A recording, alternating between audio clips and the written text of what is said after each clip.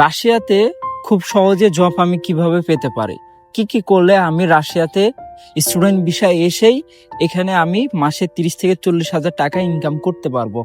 এটা সবার কোশ্চেন থাকে। এখন আমি আজকের এই ভিডিওতে আপনাদেরকে বলে দিব যে আপনারা কিভাবে রাশিয়াতে খুব সহজে জব পেতে পারেন এবং জব পেতে গেলে আপনার কি কি দক্ষতা থাকা লাগবে। সো এই বিষয়ে আজকে আলোচনা করব। তো আমার চ্যানেলে যারা নতুন ভিডিওগুলো দেখতেছেন সবাই সাবস্ক্রাইব করে পাশে থাকবেন। আমি ইদানিং ইউটিউবে রেগুলার ভাবে ভিডিও আপলোড দিতে পারছি না, কারণ আমার এক্সাম শেষ হয়ে গেছে। সো এক্সামের প্রিপারেশন নিচ্ছিলাম, এজন্য আমি তেমন অ্যাক্টিভ থাকতে পারি না ইউটিউব চ্যানেলে। তো ইনশাল্লাহ রেগুলার এবার থেকে ভিডিও দেওয়ার চেষ্টা করব। তো রাশিয়াতে যদি আপনি জব করতে চান এসে, সেক্ষেত্রে আপনার সব থেকে ইম্পর্টেন্ট যে বিষয়টা সেটা হচ্ছে আপনার ল্যাঙ্গুয়েজ স্কিল থাকা লাগবে। আপনার যদি ল্যাঙ্গুয়েজ স্কিল না থাকে সেক্ষেত্রে কিন্তু আপনি এখানে এসে জব করতে পারবেন না। আপনি ভাবতেছেন যে আমি ইংলিশ পারি, রাশিয়াতে গিয়ে আমি ইংলিশে কথাবার্তা বলবো মানুষের সাথে, কিন্তু এটা কখনোই পসিবল না। কারণ রাশিয়াতে 99% মানুষ তাদের নিজেদের ভাষায় কথা বলে। ইংলিশ খুবই কম, মানে অনেকে জানে ইংলিশ কিন্তু বলতে চায় না, বলতে চায় না। এজন্য রাশিয়াতে ইংলিশ অতটা গুরুত্বপূর্ণ কেউ দেয় না। সবাই তাদের নিজেদের ভাষায় কথা বলার চেষ্টা করে। এখন আপনি কি করবেন? আপনি বাংলাদেশ থেকে বিভিন্ন ধরনের ইউটিউব চ্যানেল আছে, সেগুলোতে দেখে আপনি রাশিয়ান ভাষা কিছু শিখে আসবেন, যেগুলা আপনার এখানে চলাফেরা করতে অনেক সহজ হয়ে যাবে। তো আপনি যদি জব করতে চান সেক্ষেত্রে আপনি যখন ফার্স্টে প্রিপারেটরি কোর্সে আসবেন, আপনার কিন্তু ফার্স্টে প্রিপারেটরি কোর্সে আসলে কিন্তু আপনারা ভার্সিটির কিন্তু কি স্টুডেন্ট থাকেন না, আপনারা গেস্ট।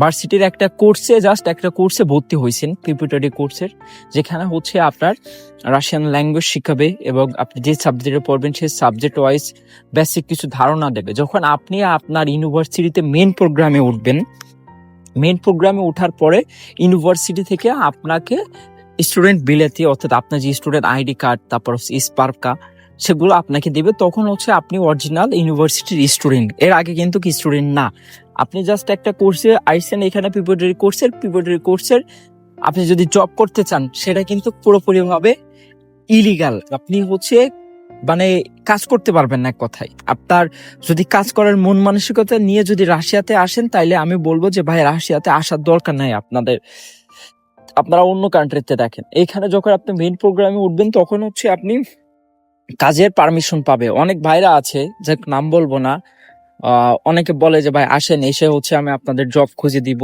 কোনো সমস্যা নাই। সো এগুলোর ফাঁদে আপনারা কেউ পা দিবেন না। আপনাদের যে রিয়েল যে একটা ইনফরমেশন সেটা সবাইকে দেওয়ার চেষ্টা করবেন। এটা আমি আপনাদের কাছে রিকোয়েস্ট করলাম, কারণ একটা স্টুডেন্টে যখন আপনারা এগুলো বলবেন, তাদের মাথায় কিন্তু ওই টাকা পয়সা ইনকাম করার ধান্দায় কিন্তু মাথার ভিতরে ঢুকে যায়। কিন্তু এখানে এসে যে পড়াশোনা করবে 1 বছর, যে কিভাবে স্টে করবে, এইটা কিন্তু আপনারা তাদেরকে বলেন না। অবশ্যই আপনি সবকিছু জেনে তারপরে একটা মানুষের কাছে ফাইল দিবেন। আর যখন আপনি মানে প্রিপারেটরি কোর্সে পড়বেন, তখন আপনার জব করার কোনো পারমিশন থাকবে না। আমি এখনো বলতেছি, কিন্তু অনেকে বলবেন যে ভাই কাজ করা যায়। হ্যাঁ, প্রিপারেটরি কোর্সে আপনি কাজ করতে পারবেন, এমন না যে কাজ করতে পারবেন না। যদি আপনার ক্লাস টাইমে যদি আপনি কাজ করেন, তাহলে কিন্তু এটা প্রবলেম। আর কাজ করার এক কথা কোনো পারমিশনই নাই, পুরা ইলিগাল কাজ করার। বাট কিছু কিছু ক্ষেত্রে আপনি কাজ করতে পারবেন, নাইট কিছু ডিউটি থাকে, সেগুলোতে আপনি কাজ করতে পারবেন। এটার জন্য আপনার কি করা লাগবে, আপনার ইউনিভার্সিটির যেসব সিনিয়র ভাইরা আছে তারা যেখানে কাজ করে, তো ওইখানে আপনি যদি তাদেরকে বলেন, তারা যদি ম্যানেজারকে কোনো সুপারিশ করে থাকে, তারা যদি চায় যে আপনাকে কাজে নিবে, সেক্ষেত্রে আপনি কাজ করতে পারবেন। যেমন আমরা কাজ করি, আমরা মেইন প্রোগ্রামে আমাদের কোন পুলিশে ধরলে কোনো সমস্যা নেই। আর অনেকে বলেন যে ভাই আমি রাশিয়াতে এসে ফুড ডেলিভারি মারবো। আপনি ফুড ডেলিভারি মারতে পারবেন না। ফার্স্ট অফ অল, কেন? কারণ এখন বর্তমানে ফুড ডেলিভারিতে আপনার অ্যাকাউন্ট ক্রিয়েট করা যায় না।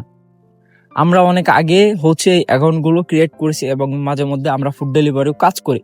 এখন নতুন এসে সেগুলো আপনারা করতে পারবেন না, কারণ অনেক আইডি ব্যান করে দিচ্ছে।